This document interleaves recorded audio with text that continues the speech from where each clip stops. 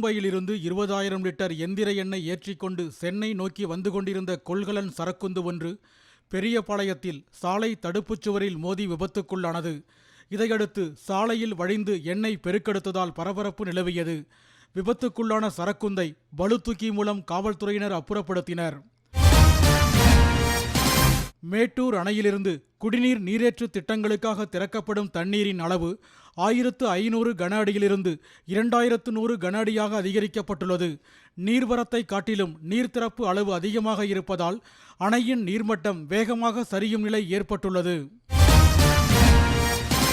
கேரள மாநிலம் மூணாறில் நீண்ட இடைவெளிக்கு பின்னர் படையப்பா யானை மீண்டும் பொதுமக்கள் வசிக்கும் குடியிருப்பு பகுதிகளில் நடமாடத் தொடங்கியது. இது குறித்து அப்பகுதி மக்கள் அளித்த தகவலை அடுத்து அங்கு சென்ற வனத்துறையினர் யானையை வனப்பகுதிக்குள் விரட்டியடித்தனர். தென்காசி மாவட்டம் புளியங்குடி நகராட்சி அலுவலகத்தில் கோப்புகளுக்கு இடையே பாம்பு ஒன்று பதுங்கியிருப்பதைக் கண்டு ஊழியர்கள் அலறி அடித்து ஓட்டம் பிடித்தனர். எனினும் நகராட்சி ஊழியர் நாராயணன் என்பவர் எந்தவித பாதுகாப்பு கருவியும் இல்லாமல் பாம்பை பிடித்து தாக்கினார். தாக்குதலில் 2 துண்டுகளான பாம்பை சாக்கு பையில் போட்டு ஊழியர்கள் எடுத்துச் சென்றனர்.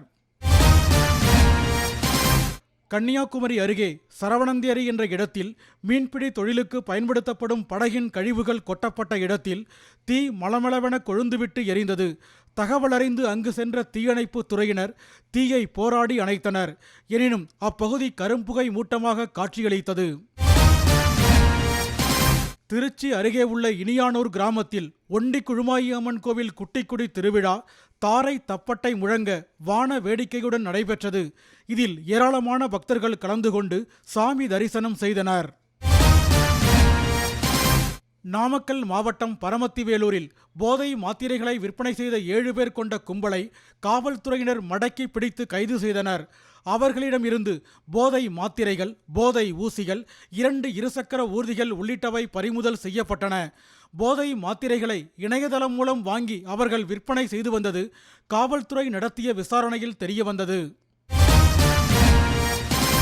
அரியலூர் மாவட்டம் ஜெயங்கொண்டத்தில் சாலையோர கழிவுநீர் வடிகால் ஓடையில் தவறி விழுந்து உயிருக்கு போராடி கொண்டிருந்த பசுவினை தீயணைப்பு துறையினர் கயிறு கட்டி பத்திரமாக மீட்டனர்.